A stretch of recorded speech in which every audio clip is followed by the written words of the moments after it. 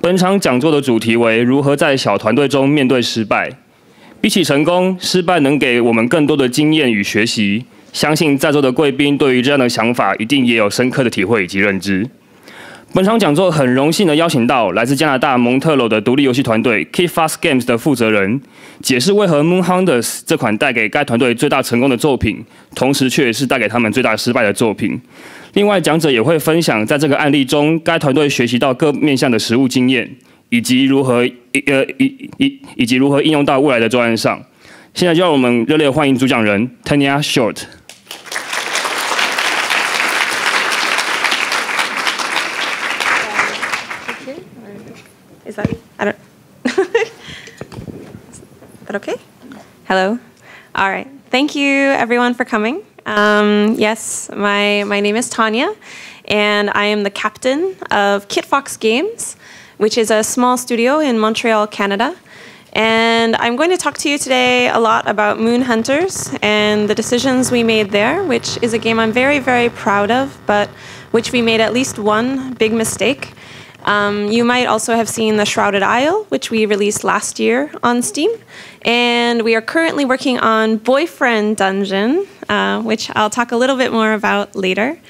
And I'm also co-editing a series of textbooks. This one, Procedural Generation in Game Design, not a game, definitely a book. But you can order it for game design lessons, and I'm now co-editing one on procedural storytelling in game design. So you can look for that next year. But I was asked to come here today to talk about our mistakes because making games can take a long time.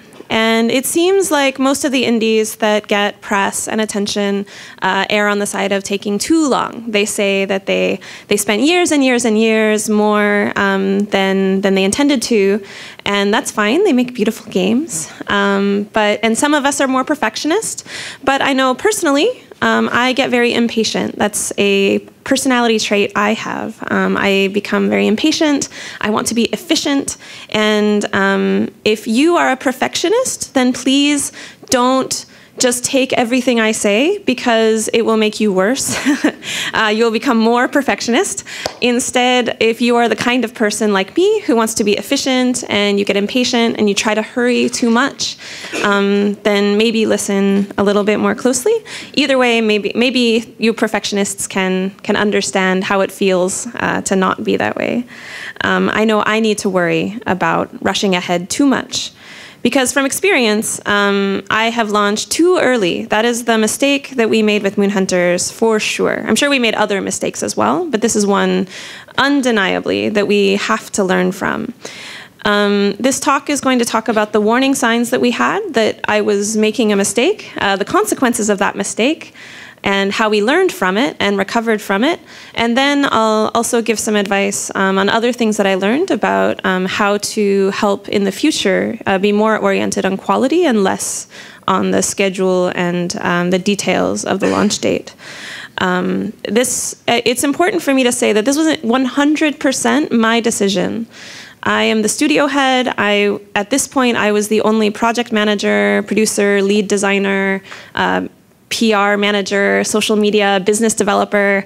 I was making the decision to launch the game too early. So it's a learning moment for me. So first, in case you don't know, I'm going to play a small trailer from Moon Hunters. So let's get out of this so that we're all on the same page. Oops, nope, that's a different one. This one. Okay. So this is the trailer we released at launch in 2016.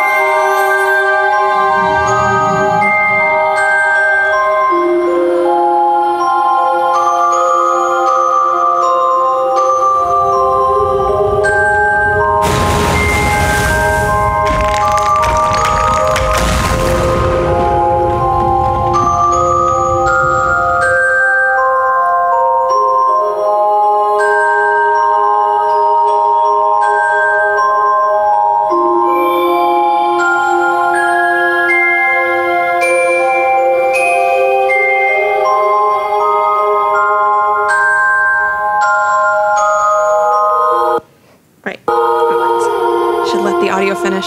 Sorry about that. All right. So it came out in March 2016, and we're going to go back to, oops.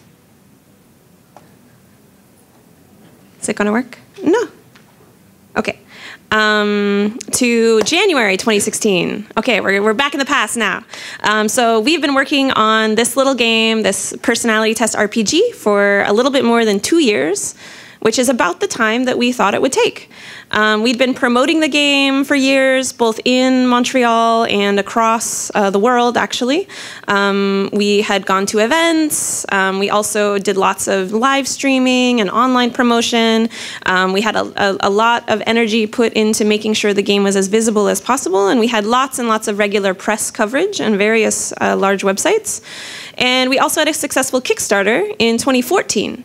So, I mean, it didn't break any records or anything, but for the first big game from a little studio, we were very happy to have 6,000 backers. It was much better than we expected.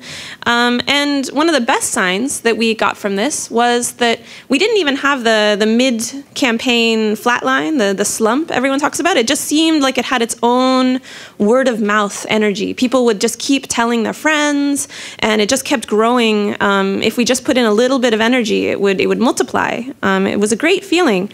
And all of this coverage and word of mouth felt like it was paying off in substantial ways. We were winning little awards. We were being selected for showcases.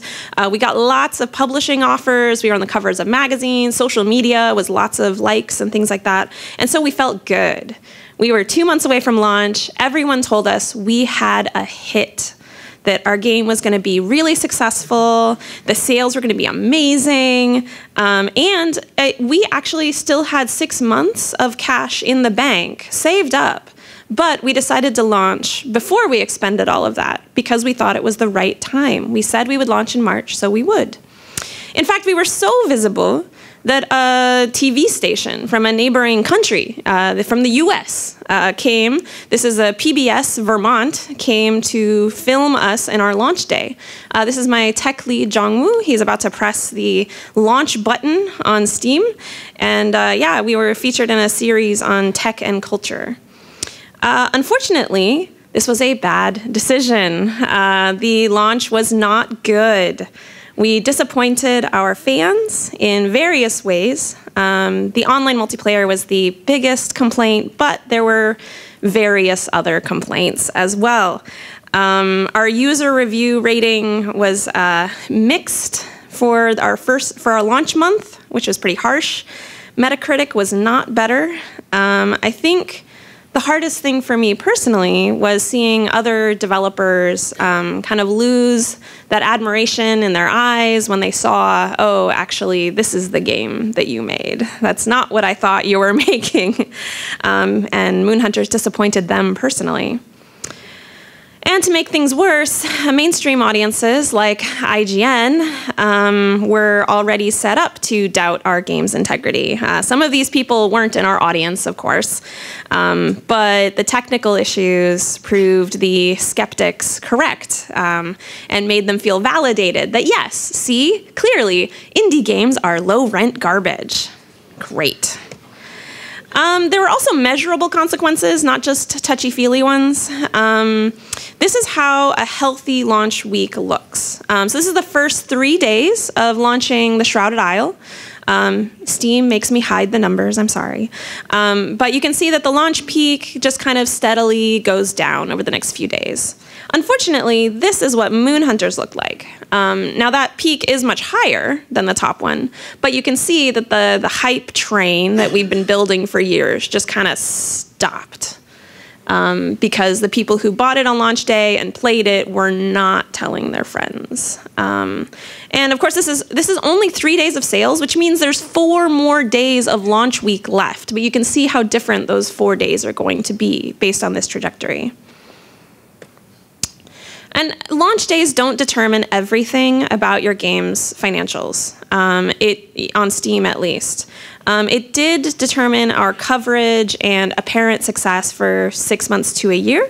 I can't help but think if we'd waited to launch the game just a few weeks more, fixed a few of those very important to player issues, and revamped a core system that I knew had serious problems. All of that would have led to not only this spike being higher and fatter, but also all the other spikes would have been higher and fatter, which would have been additional hundreds of thousands of dollars. That would have been nice. And so sales weren't great. This is actually a clip from that PBS special that we were so lucky to be part of. Thanks, PBS. And so we could tell that the coming year was not going to be as financially comfortable as we thought it would be. And personally, I was rather disappointed as well. I had prepared myself for bad sales, and I'll talk about that in a second. I mean, that's part of why we had money in the bank when we launched. But I hadn't really prepared my heart for what it feels like to release a game that people don't think is very good. I had never considered that we might be making anything that might be considered a bad game. So we were heartbroken, and we felt like maybe we had wasted years of our life making something that wasn't worth that kind of time, that kind of energy. And it made me feel like I had peaked, that my best work was behind me. And in hindsight, we should have known better. It was kind of obvious, actually. In fact, one YouTuber, who remains a fan of the studio, went so far as to write me a heartfelt letter saying, "Please, Tanya," during the beta, he writes, "please delay the launch. It's not ready." And I ignored it because I knew better. And there were other signals as well. But it's easy to say that in hindsight that these things were obvious. But let's set that aside for a moment, and I'm going to talk about how it felt to be in January 2016. So again, if you're a perfectionist, turn your ears off or turn on your empathy brain or something. Yeah, this is how it felt to be me. And if this sounds familiar and you're the kind of person that rushes ahead, pay attention because your future self might want to smack you. So, indies often go around saying that you should double or triple your estimates. And it makes me really mad because I feel project management is a skill and production is something worth mastering, that we should pay attention to and not ignore. And so when people kept telling me, "Tanya, you're going to delay your game again and again and again," I would say, "No, I'm not. I'm good at this." I felt really defiant. I felt like I was going to prove them wrong. And I wanted to prove that it was possible to release a game on schedule. And it is totally possible. I still believe it is possible to release a good game on schedule, by the way. But I also learned that you don't have to double or triple your estimates, but you also don't have to fixate on a particular date that you picked a year ago. And it started to feel like every small delay, because we did have 1 or 2 weeks here and there that I had talked myself into. It felt like delaying was a personal failure, that it was a wound, that I was becoming a hypocrite, because every time I would loudly say, "No, pay attention to scheduling, estimate your tasks," that kind of thing. It felt like I couldn't delay again, but we really needed it, and I was being prideful. And finishing projects is exhausting, even in the best of times. Even if you only work 40 hours a week, it's still a lot of multitasking, reprioritizing. It's emotionally draining. You have to compromise constantly. And so due to even a couple of weeks of rescheduling, the team's morale was kind of low. We'd been working on it for years. They were tired of it. They were sick of it. It wasn't dangerously low. People weren't, threatening to quit or whatever. But I felt bad. I'm the team's cheerleader. I'm supposed to be the one that's bringing them up, and I was getting sick of it. So I decided, one of the reasons why I decided to launch a little bit too early was that I wanted to cheer them up. I wanted them to be able to launch and be proud of themselves. This is a mistake, of course, because your morale is way worse when you launch a game that's buggy. Working on bugs is better than fixing bugs while players are yelling at you. And I also worried a little bit too much about other indie games and game events. I mean, sure, in a perfect world, of course, don't launch in the same week or month as your #1 competitor, or don't launch, I don't know, in November in the West or something. But really, the #1 priority is to make your best game, not to launch on a particular day. So I had been worrying about the Game Developers Conference, which is a big event. I was worried press were going to be distracted. I was worried about this one other indie game that really wasn't that important. And so I really wanted to make sure that we launched during the window that I knew was the optimal week. And this is probably specific to Moon Hunters, but I undervalued the online multiplayer, partially because YouTubers and streamers never used it. During the alpha and beta, YouTubers and streamers, when they played co-op, would play local co-op, just together on a couch. That's how they prefer to play. It's more dramatic. It's better for the camera. But players don't do that. In fact, I think after launch, we saw only about like 7 to 10% of players tried local co-op, whereas 30% tried online co-op. That's much more common for people to try on Steam. So I thought it was fine to launch with it. It showed online multiplayer beta. It said it right there in all caps, beta. And players got really mad. They did not like that. They did not like that it didn't work perfectly. And so even though it only took us about a month to fix the major issues, it was too late. Most people had tried it, saw it didn't work, and left, and never came back. And an additional plan B, in case the game sold literally like 0 copies, I had already set up a contract with a major publisher to make a game with them after Moon Hunters. The problem is I had scheduled it to start pretty immediately after Moon Hunters shipped. So if I had delayed Moon Hunters, I would have had to delay this major multiple hundreds of thousands of dollars contract for that other publisher. And I didn't want to lose face with them and say, hey, publisher, I'm incompetent. I need you to schedule this a little bit later. So I thought that in the worst case, if Moon Hunter sold 0 copies and also the publisher canceled their contract, then Kitfox would only have 6 months of money, and then we might close because it's not enough time for us to make a game. But so it is hard in retrospect to say that this wasn't a priority at the time, but knowing what I know now, I think the publisher did value the fact that we were making a game that they felt was artistically and technically good. So having delayed it would have probably been the better decision from their perspective as well. One moment. So we did eventually do okay. Kitfox survived. Moon Hunters actually did well. And over time, actually in 2017, the next year, it sold more. It had more revenue come in than 2016. Some of it is because I am a very lucky person. But some of it is also that we worked really, really hard and did a few smart things. So we spent a lot of time fixing bugs, apologizing, answering emails. We were very humble about what we had messed up. We realized very quickly we had made a mistake, and we told our players that, and they were very forgiving of us. And it really did help to get our review score up, to communicate, we will fix this bug immediately. This isn't a priority. This patch will be out next week, blah, blah, blah. We were very, very communicative. I basically spent all of my time on the Steam forums for weeks.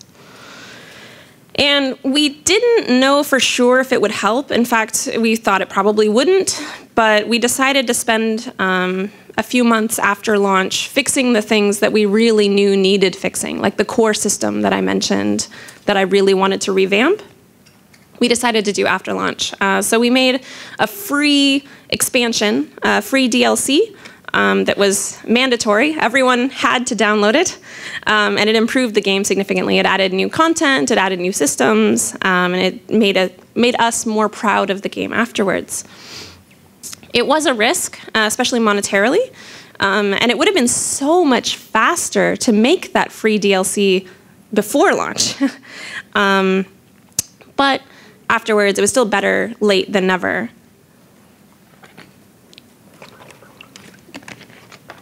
And as we fixed bugs and as we added the free DLC, our reviews trended upwards, word of mouth improved, and I think the fact that we had done regular Kickstarter updates for years helped build that trust, that people did believe us when we said that we were working on something. And maybe Maybe people who play Moon Hunters are more forgiving than the average Steam gamer. I don't know. But if so, thank goodness. My team and I, we also had some first aid emotionally in the days following the launch. The Montreal community gathered together at our launch party and were very supportive. Everybody on the team wanted to cancel our launch party. We were so embarrassed about the quality of the game and the sales. It was just obviously not doing well. And so we all were like, do we have to do this? We scheduled it a month ago, but we don't want to. This sounds terrible.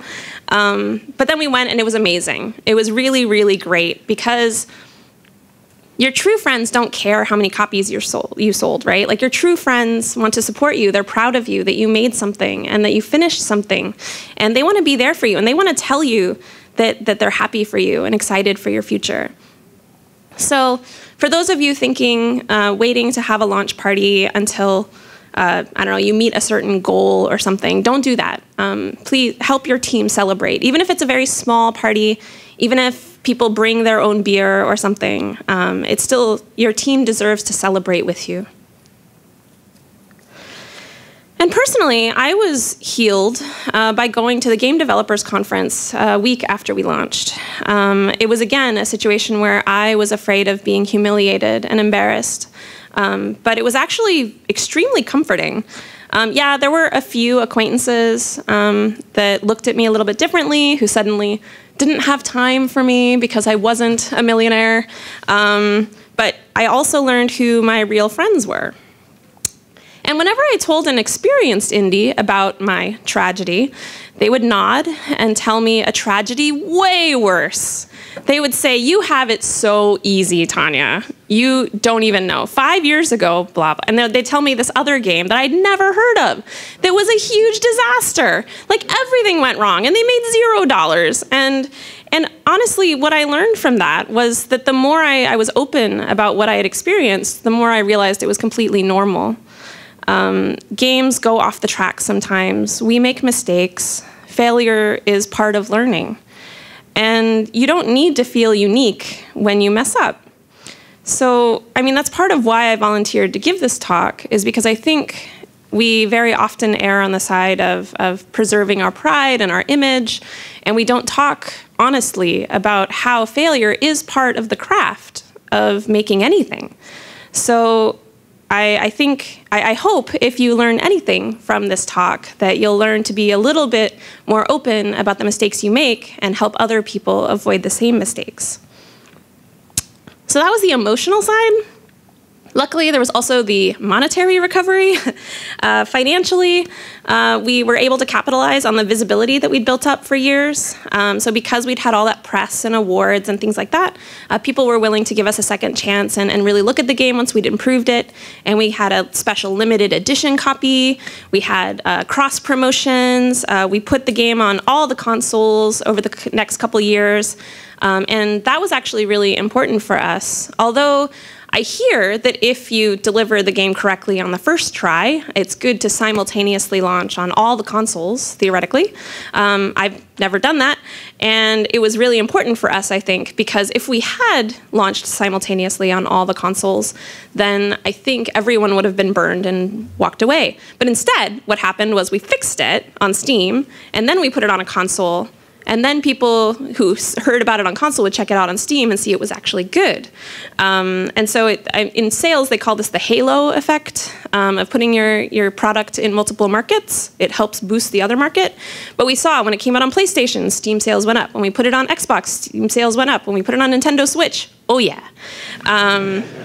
So I think our Steam score going up over time also was great during that window. But maybe the most important thing we learned was how to change our processes and how to change our workflow and production evaluations. As I mentioned, I believe in project management as a skill that teams can use as a tool. But I think that tool should be focused on the quality of the deliverables, not on exactly the dates of those deliverables. Because we had set priorities for Kitfox pretty clearly that survival was number one. the studio had to exist for 5 years. And we've made it, 5 years. 5 years of Kitfox, woo, yeah. But that's all we had defined. So what happened was, because I was the leader and the dominant personality, my natural gravitation towards efficiency kind of became de facto priority number 2. And so quality fell under that. Now, these are very vague words, but we are now very clearly on the track where we're trying to create the highest quality we can without sacrificing the survivability of the studio, and efficiency is a nice to have.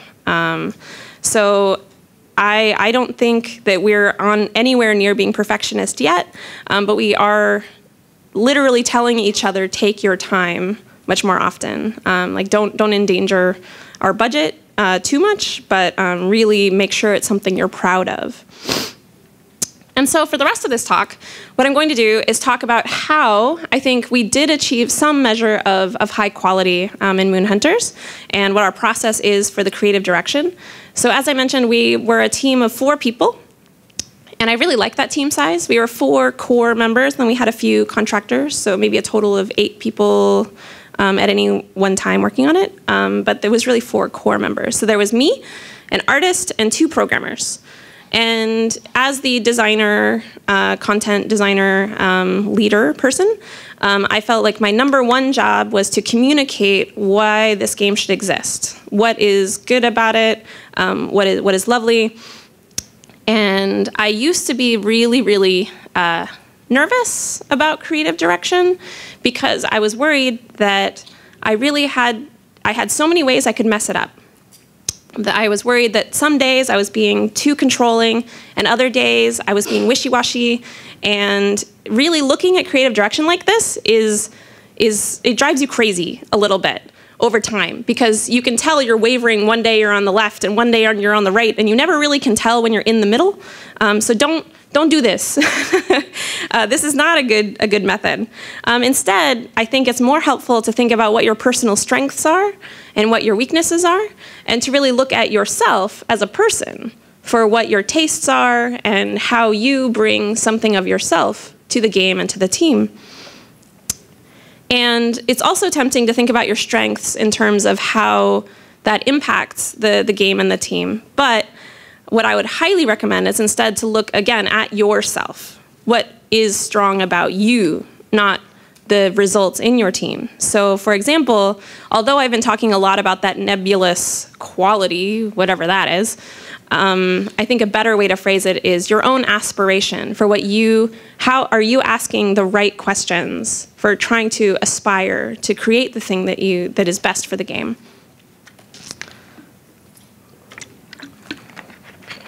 So positive energy, consistency, collaboration, clarity, and decisiveness are, I think that these 6 elements are the major strengths of a good creative director. And so those questions I was mentioning are each kind of ways you can self-evaluate, maybe every week or 2 weeks. You can ask yourself, what are the ways that you're helping your team the most, or that you could stand to improve yourself? Are you communicating clearly?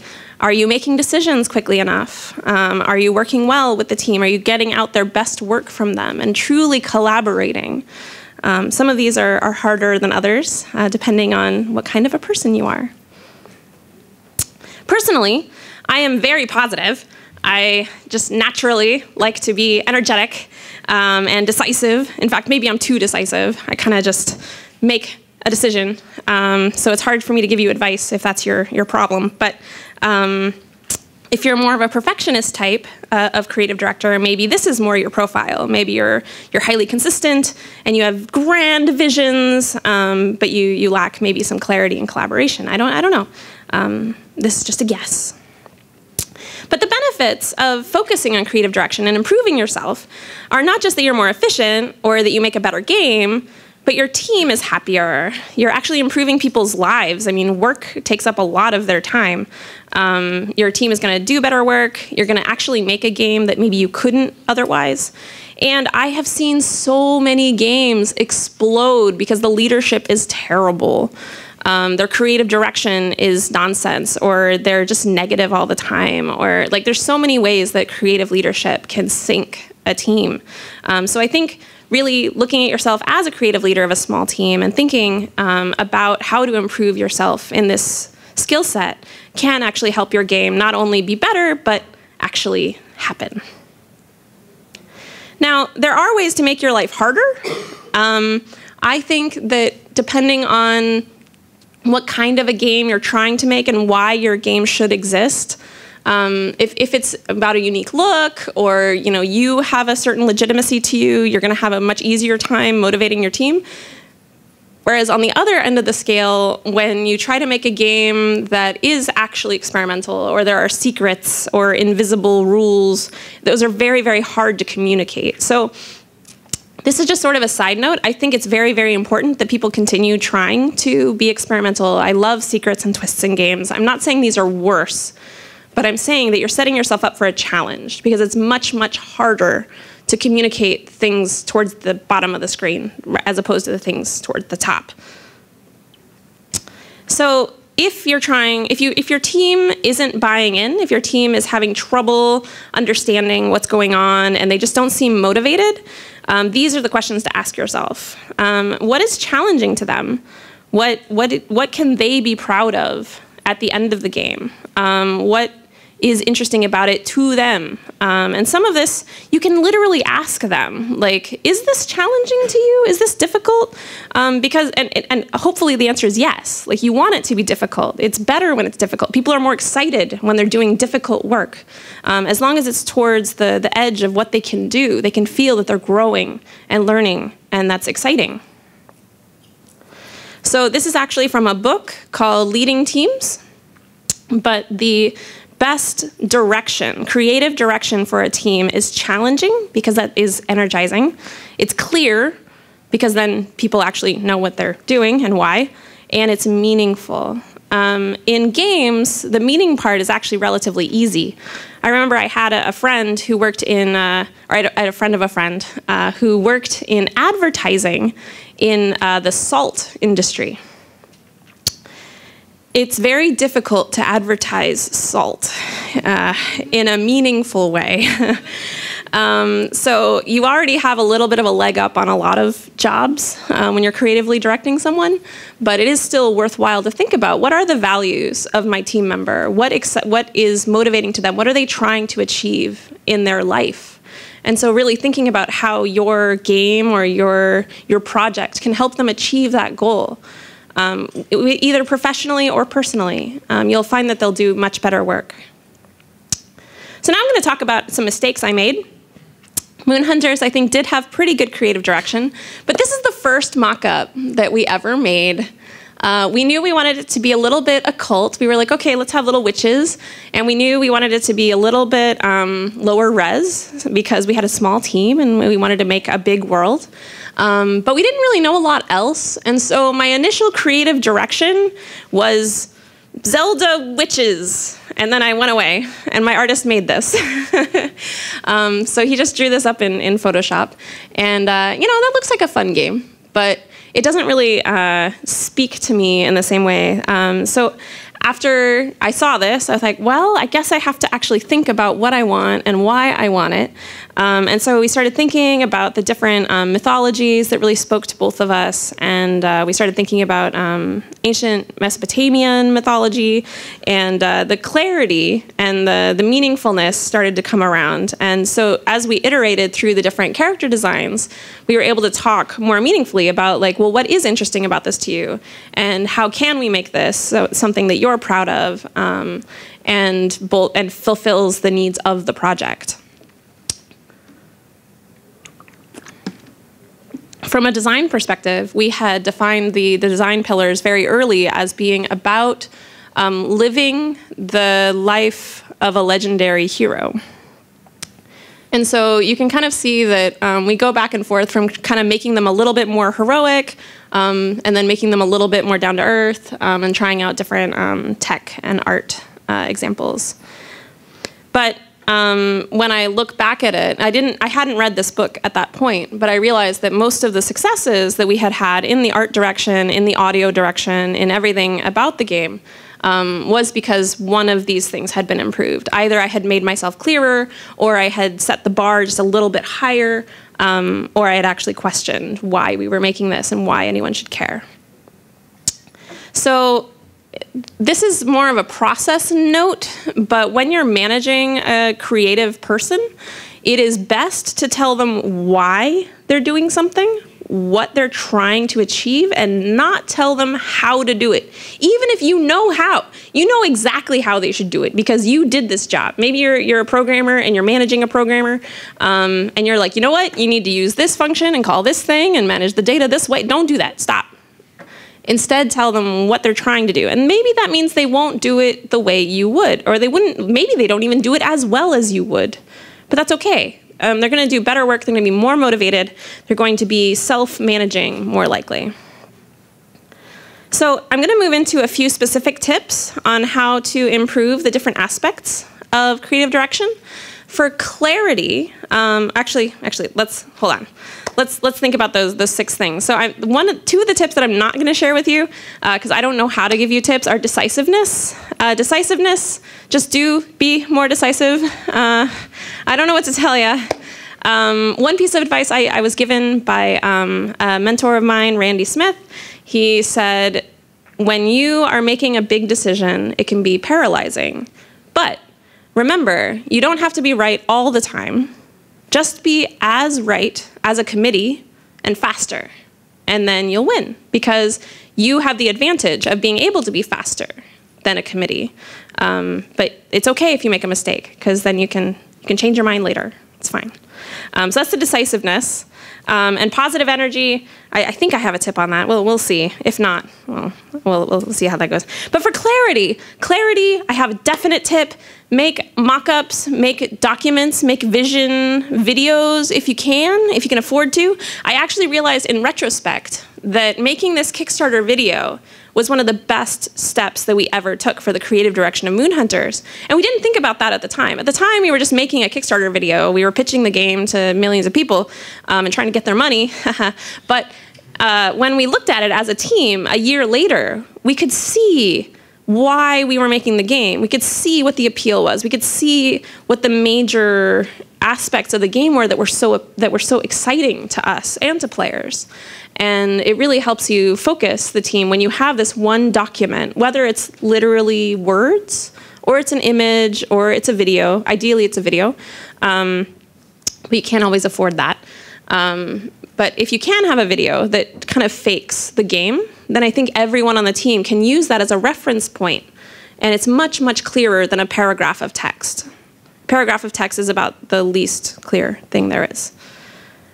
Now, if you're having trouble with consistency, if you look at yourself and you say, you know what, I've been changing my mind every day, every week, that might be because you naturally evolve your tastes over time. It's very, very common for us to give creative direction based on our tastes and our feelings, but we're evolving creatures. And Tanya in 2018 has very, very different tastes and interests right now than Tanya of 2016.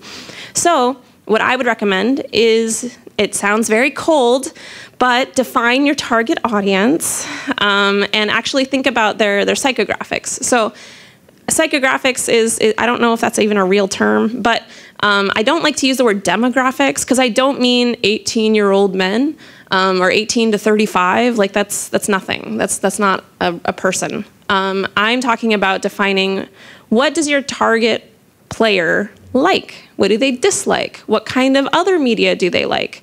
What are their tastes? How do they live? Okay. All of these things define who you're making the game for, and maybe that looks a lot like you.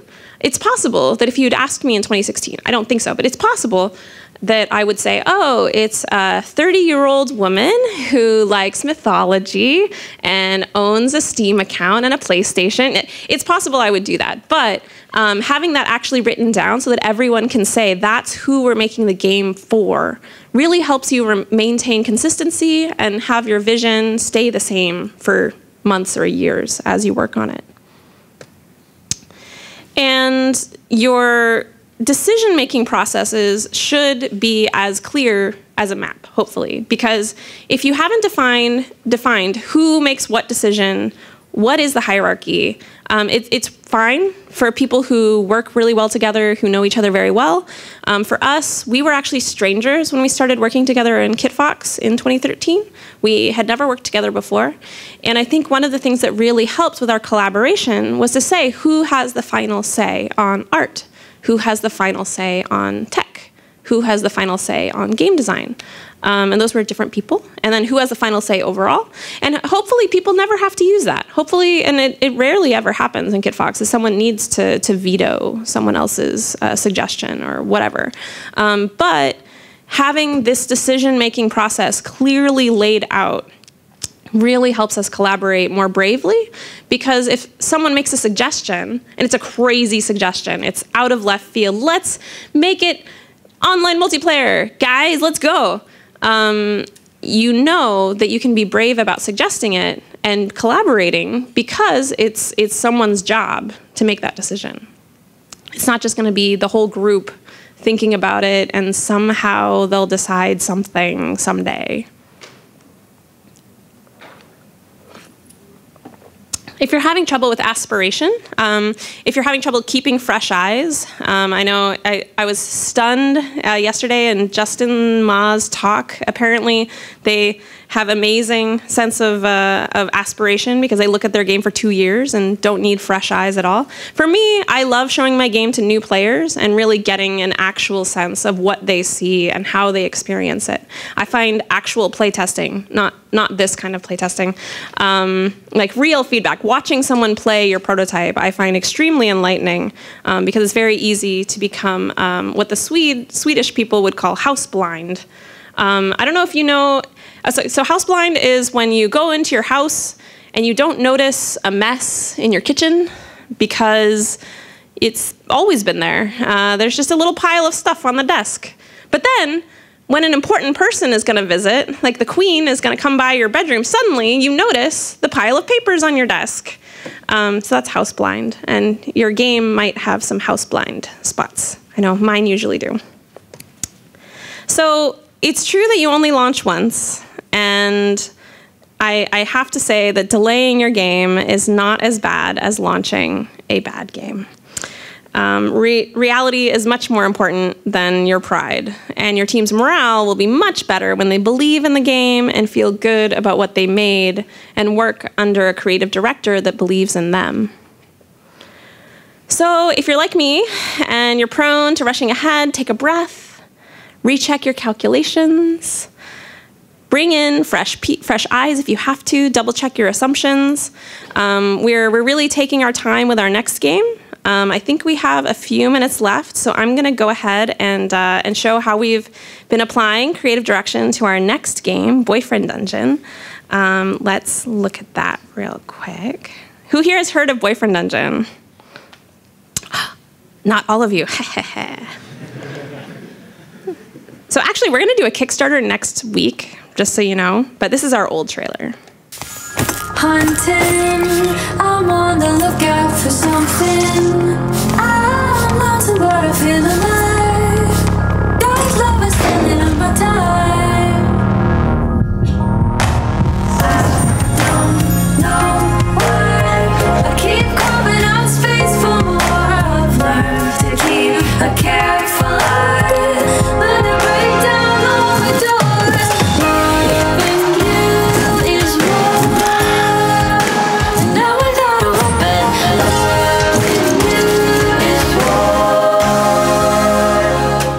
Yay!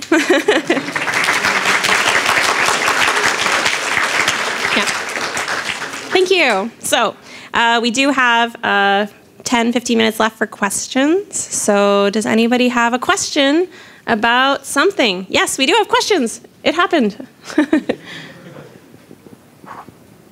Hi, what's your consideration behind porting to consoles? Is it worth it for a small team to porting to like Switch, PlayStation, and Xbox? Yeah, so we actually had one team member that we hired kind of late in the process, and one of his personal dreams was to ship a game to every console. Like he just really wanted that. Like he wanted to have made a game on PlayStation, and his original dream was to do that in like AAA or something. He was like, oh, I think that's the easiest path. But then he realized he could do all of them in 1 year if he went to an indie company. So we grabbed him, and he's still with us. But it was a lot, and I think what helped was that we focused on one at a time. And for us, as only being 4 people, we obviously, if we fixed a bug in one version, then that bug is fixed in the next version, and that also really helped. We tried to keep the branching to a absolute minimum, so that the best version of the game could go on every platform, and I think that really helped. And we also did not do online multiplayer on consoles. We're not completely crazy. More questions? Yes.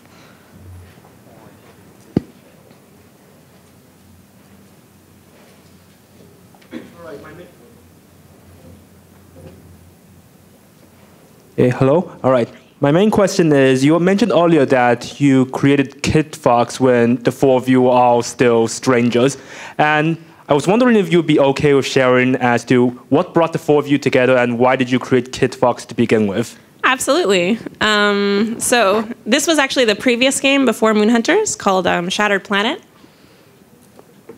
There was a rare opportunity in Montreal where someone was willing to pay us like minimum wage to work together to make a mobile game in 6 months, and said, if you can make a game in 6 months, we'll give you minimum wage. And we're like, okay, we can make a studio.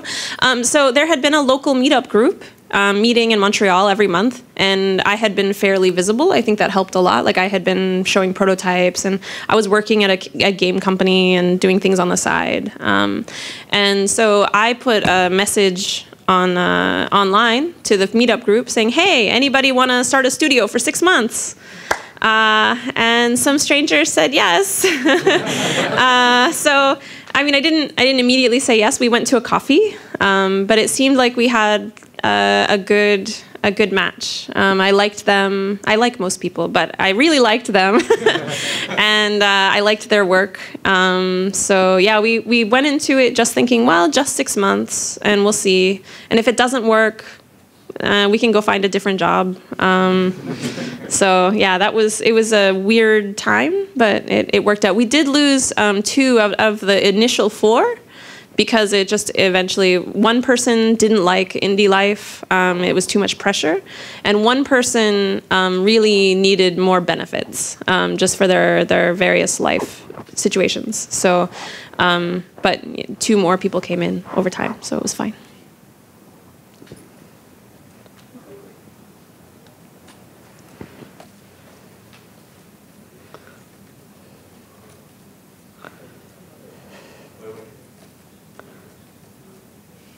It's okay. We can talk without microphones. My English isn't well, but I'm trying to express myself. Or you can translate. I don't know if you prefer. Sometimes my teammate is very low confident. So when they do works, when they do art or code, sometimes they think eventually our game will fail. So I need to keep inspire them, then give them motivation.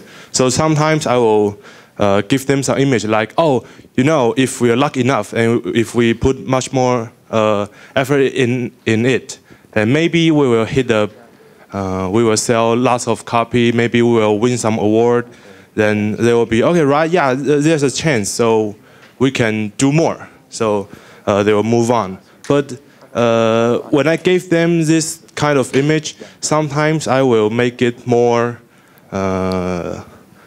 just like hope, like yes, maybe, just maybe. A false hope. Yeah. So when they reach the goal, then but nothing come up. Like maybe I say we can win number 1, but in the end we just number 3 or what. 3 is good. We still win. But now there will be like Expectation. yeah, we should win 1. So every time I gave them this kind of image, and mostly it will fail. Then they will get crushed. Then they're very sensitive and very.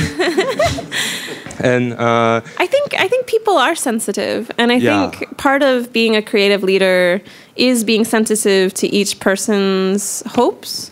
I think it's very easy to give people a goal, but it's much more effective to ask what their goal already is inside them. So maybe some of your team members did want to win #1, or they did want to sell 1 million copies, but maybe if you hadn't given them that idea, they wanted to make something beautiful and they were okay with it not selling very well, at least at first. For my team, I do try to be very clear about what our goals are from the beginning. So that first game, that 6-month mobile game, I said, I don't think we're going to sell anything. The goal is to learn. The goal is to get to know each other and see if we want to start a studio and try business and that kind of thing. For Moon Hunters, we would change the goals as we learned more about the project, but it was, let's make a bigger game, let's make a more beautiful game, and the more I could help them understand their personal dreams, like for 5-10 years, the more I could help them see how this was progress towards that long-term goal. Because I think one of the mistakes that it's very easy to make in your first few games is to focus only on that game. And a lot of business advice will say, oh, think about your company and what your company will do to get investment or whatever. I don't care about the investors, but I do care about why we want to keep making games, why this isn't the final game of my life, because then it's very easy to kill yourself and then it fails and then you have nothing. But if you're striving to improve yourself, then no matter what, you win. So I know it is hard. I think everyone does wish they sold 1 million copies, and everyone does wish that they won all the awards, of course. But if that's your primary goal, if your primary goal is always external and outside of your control, I think you'll always be disappointed. okay, thank you. Good luck. Any other questions? We have one over there. Oh, we have 2 over there.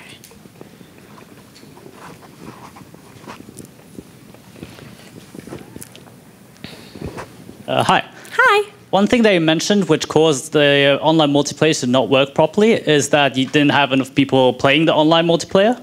So I was wondering if using the Kickstarter, like the more dedicated Kickstarter people to play test it, was that ever an option? Because since they are the most dedicated, they're probably more likely to be forgiving of those mistakes.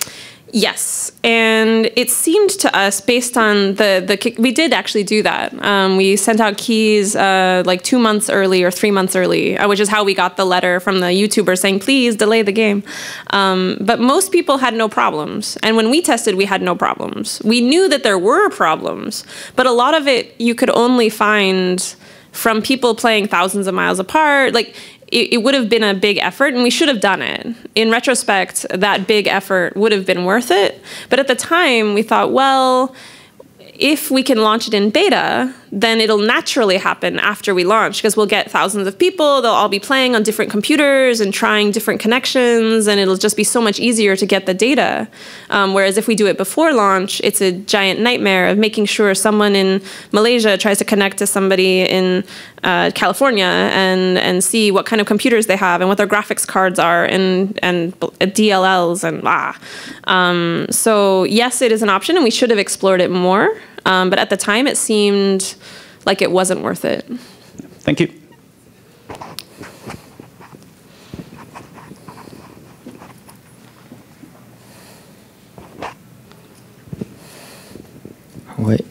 Hi, I have some communication problems with my teammates that though we have a meeting once every 1 or 2 weeks, but it sounds that there's still a lot of thing that is uncertain.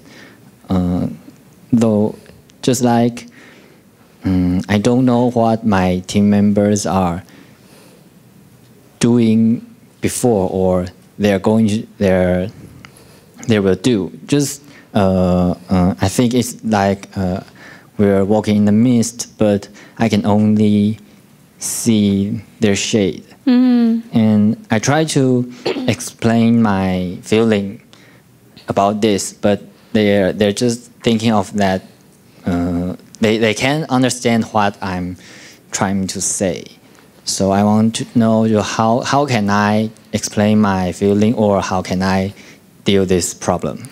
Yes. So there are two major project management practices that I highly recommend to most teams. Obviously, if you try them and they don't help, then you do your own thing. But in most cases, I think it helps. So one thing that even distributed remote teams tend to do that helps is every day they have a meeting. And it's maybe 10 minutes. For our office, we are all in the same office, so it's called a stand-up meeting.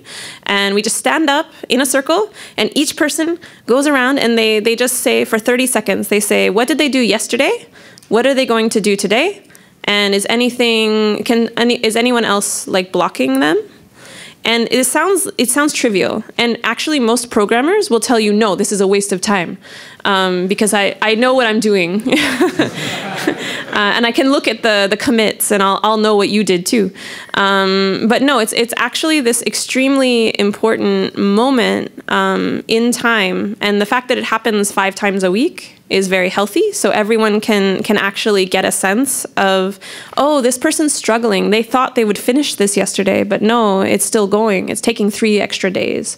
Or, oh, that took less time than you thought. And you have this chance as humans to give each other praise and concern and connect. And I think it's very, very important for teams maybe larger than 2 people or something to really see each other through the mist. So I know teams that connect online only, like they're remote because they're in various countries, but they still have a meeting every morning for 10 minutes. And a morning is the best because you can talk about what you're going to do, but if you're in different time zones, it can't be morning for everyone, but that's okay. So the second practice that I highly recommend is one-on-one meetings between everybody. Ideally, it'd be everyone on the team. For us, it's just me with each member every 2 to 3 weeks. I just sit down with them in a room, us alone, and I say, how's it going? And how's work? And do you have any suggestions or anything bothering you that you can help us to make you work better or more efficient? And it's not immediately obvious, but over time, it functions as a way for people to say things that they don't have another opportunity to say. Things that maybe it would sound too small. Like the person next to me needs to wear headphones or I don't know, they type too loud sometimes, or they need to stop banging their desks or something. Like it can be the smallest little thing, but just really having that moment to, again, connect and slightly deeper and just say, hey, how are things? Because maybe you have a team member who their father's sick and they have no way to tell you that. They don't have that relationship with you. And so you'll never know why their work is different, or they're slowing down, or they're stressed out, or something, or they got diagnosed with something. You don't know. You don't know until you ask. And so kind of developing that rapport. There are studies online that say the better relationship you have with your supervisor, the better you like your job. That's like the number one thing that makes you like your job, is when you like the person managing you. So, and the best way to develop that relationship is to spend time together. So whether it's going to lunch together, just having half an hour every few weeks to sit down and say, how's life? How are you feeling about the project? A lot of times, actually, something I'll ask my team members is, how do you feel about the project? So Boyfriend Dungeon, for example, every few weeks, I'm like, how do you feel about Boyfriend Dungeon? What's anxious to you? And oftentimes, something that they'll say is completely predictable, but I hadn't really thought about because I'm doing a lot of things. So yeah, I don't know if that helps at all, but I think that if you have those two practices and they're rituals, like they're scheduled all the time, it really becomes, rather than waiting till it's a crisis, people can just communicate more naturally together, even though it's very rigid sounding. They'll become more naturally connected. Okay, thank you. You're welcome. And I think that's all our time, so thank you very much.